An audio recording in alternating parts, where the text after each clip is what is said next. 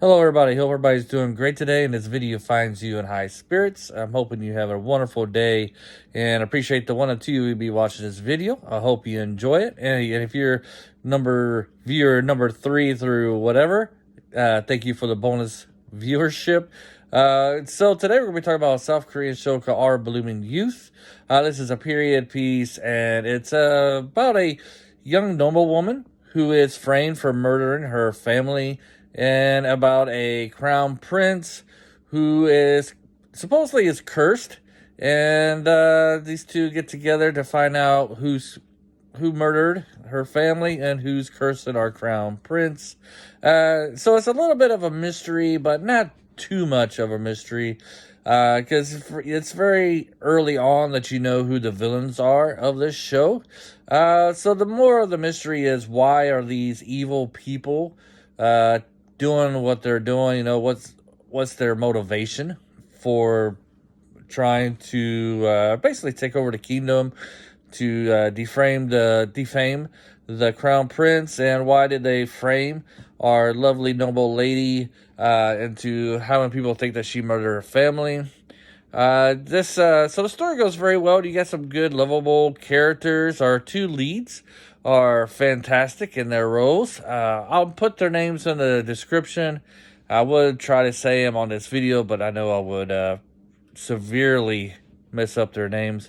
But they do a very good job in portraying these characters. You really root for them.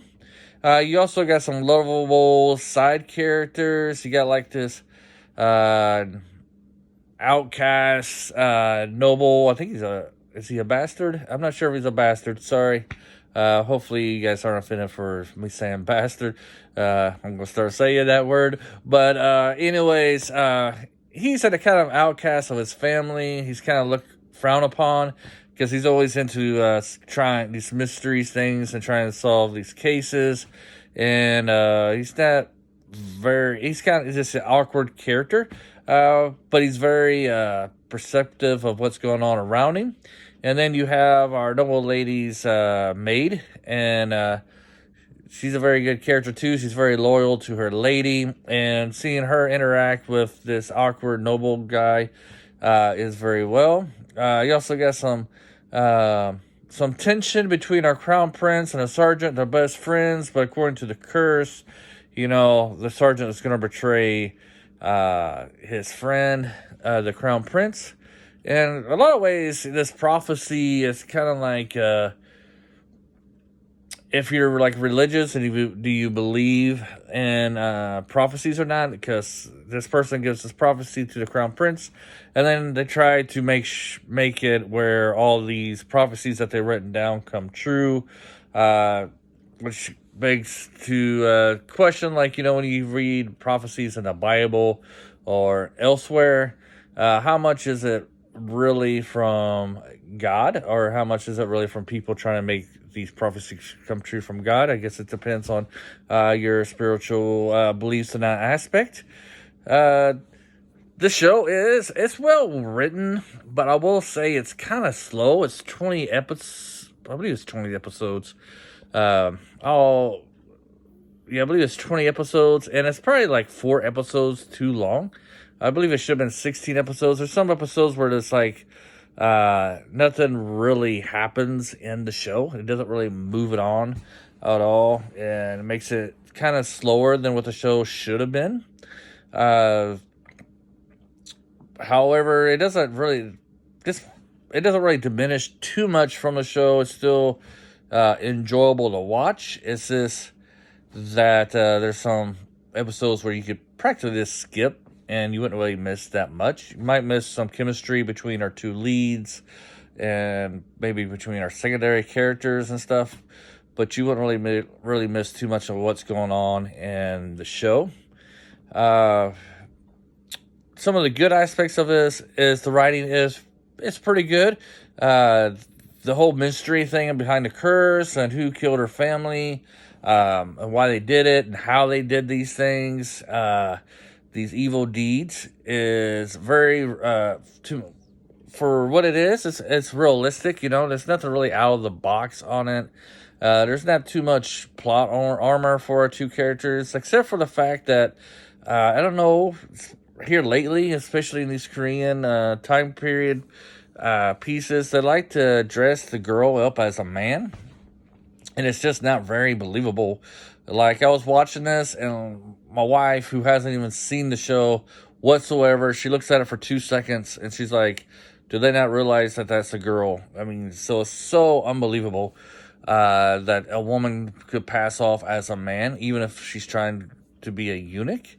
The only show that is kind of realistic that I've seen is The King's Affection, where the girl twin, people believe that she's actually the crown prince. And the only reason I say that's somewhat believable is because they've witnessed her grow up through the ages, you know, from when she's just a small child until she becomes a grown-up. And that way it could be more believable because it's not like, because you just actually seen this, because let me get my thoughts there. When girls and boys are small, childs, you know, kids, they do kind of look alike, especially when they're like, you know, infants and stuff. Even when these two were at the age that they were, they still had similarities. So it would be more believable if they would think that she was a boy, just because they saw her grow up from a kid to a grown-up. But in this aspect, you know, you have the two female leads, you know, the main character and her sidekick, both dressing up as girls, and you can tell that they are not men whatsoever. So anyways, going back into it, so that's part is kind of unbelievable, and the aspect that she's a very good fighter that can beat up men sometimes also is kind of not believable, considering she's a small girl and she's not very strong. I mean, she is very small. She probably only maybe weighs, if she weighs 100 pounds, I mean, she probably has weights in her pockets. Let's just say that she's beating up grown men who weigh, you know, twice her weight in some aspects. I'm trying to think. Sorry, got distracted a little bit. Anyways, I think it's time to end this video. So at the end, we give 3 grades on this channel. We give highly recommend, and recommend with caution. I always say this on every video because I don't think I get very many repeat viewers. I get some, but it is what it is.